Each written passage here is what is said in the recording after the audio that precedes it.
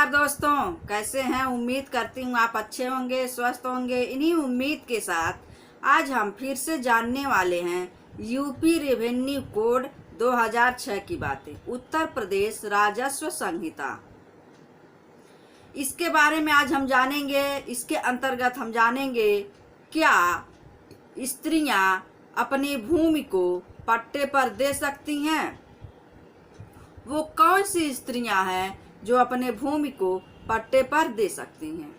आइए हम जानते हैं। उम्मीद है यह जानकारी आपको अच्छा लगे, लाभकर साबित हो। अगर ऐसा है तो like, share, subscribe, all button करना मत भूलिए, ताकि ऐसे ही नॉलेजेबल वीडियो हमारे चैनल के माध्यम से सबसे पहले आप तक पहुंच सके और आप लाभ ले सकें।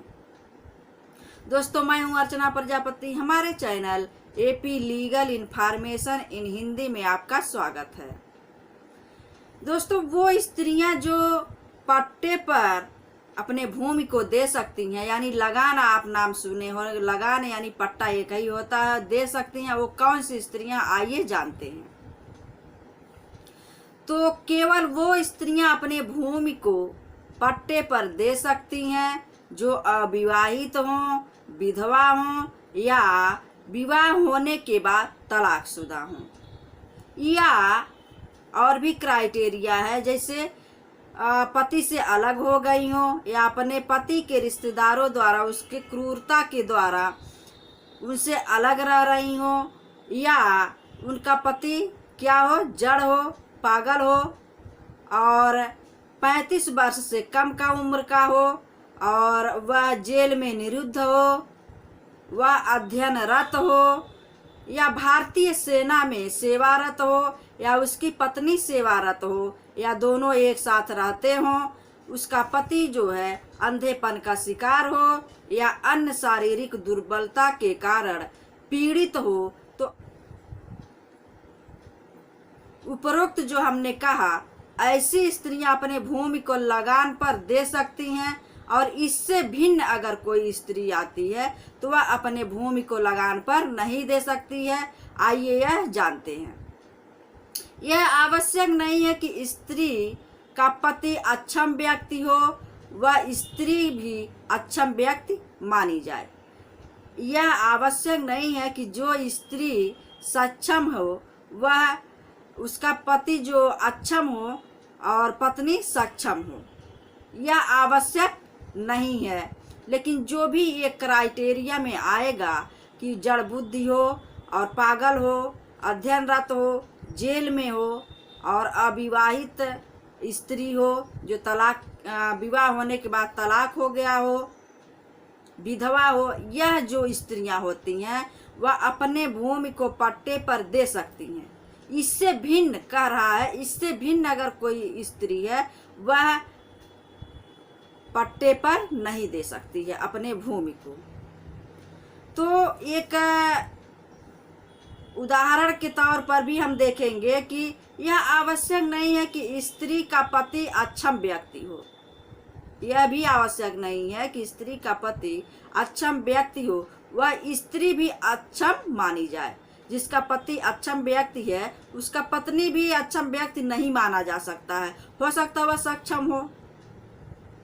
तो वही बात कह रहा है। उदाहरण हम देखेंगे कि जैसे का उसका पति जिसका उम्र 17 वर्ष है, उसकी पत्नी का उम्र 19 वर्ष है, और 19 वर्ष जो उसकी पत्नी के पास कुछ भूमि है, क्या वह अपनी भूमि को लगान पर दे सकती है? इसका उत्तर होगा नहीं दे सकती है। क्यों नहीं दे सकती है? यहाँ उसका पति अक्षम व्यक्ति है जिसका 17 वर्ष उम्र है, किंतु उसकी पत्नी का जो सक्षम व्यक्ति मानी जाती है इसके अंतर्गत। तो यदि धारा 95(1) के अंतर्गत देखा जाए तो उसकी पत्नी जो है 95(1) के अंतर्गत नहीं आती। 95(1) क्या कहता है ये भी हम आपसे बात करेंगे। 95(1) के अंतर्गत कौन कौन से ऐसे तथ्य हैं जो यह साबित करता है कि यह व्यक्ति अक्षम व्यक्ति है, सक्षम व्यक्ति नहीं है। तो धारा 95 यह कहता है कि कोई जो कोढ़ हो जाता है, किसी पुरुष को कोढ़ हो जाता है, उसके हाथ पैरों का, पुरुष और स्त्री दोनों हो सकती हैं, जो पैर गलना शुरू हो जाए, हाथ पैरों का नाखून उंगली गलना शुरू हो जाए, हृदय रोग हो, उसको लकवा हो, पक्षाघात हो, वृद्धा अवस्था के कारण वो दुर्बल हो गया हो, और वो जो है उसको मोतियाबिंद हो गया हो, ऐसा अगर उसको कोई असाध्य रोग हो जाता है तो ऐसा व्यक्ति अक्षम व्यक्ति माना जाता है। यही धारा 95 कहता है। तो इसके अंतर्गत अगर कोई भी एक उसमें लाइन भी आ जाएगा, एक टॉपिक भी आ जाएगा, एक क्राइटेरिया को पूरा करता है वह आ जाएगा, तो वह सक्षम व्यक्ति नहीं माना जाएगा। तो उसकी पत्नी जो है सक्षम व्यक्ति है, धारा 95 के अंतर्गत नहीं आती है। तो यहाँ एक बात और कहा गया है कि विवाह होने के बाद तलाकशुदा हो। तो यहाँ ये बिल्कुल मतलब नहीं है कि कदापि नहीं है कि उसकी पत्नी का विवाह हो गया हो, तलाकशुदा हो गई हो, सारा न्यारा हो गया हो सब रिश्तों से, ऐसा कुछ भी नहीं है। ऐसा इसमें नहीं माना गया है। इसमें यही है कि वह न्यायिक जुडिशियल, जिसको कहते हैं न्यायिक जुडिशियल अलगाव में नहीं होना चाहिए।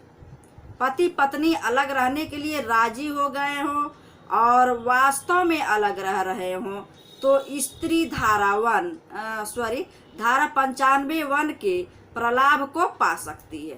धारा 95 यही कहता है कि कोढ़ जहाँ हाथ पैरों का गलना शुरू हो जाता है तो इसके अंतर्गत उसकी पत्नी नहीं आती है, वह सक्षम व्यक्ति मानी जाती है। ऐसी स्त्रियां जो हैं अपने भूमि को लगान पर दे सकती हैं। ये जानकारी आपको कैसा लगा हमें ज़रूर बताइएगा।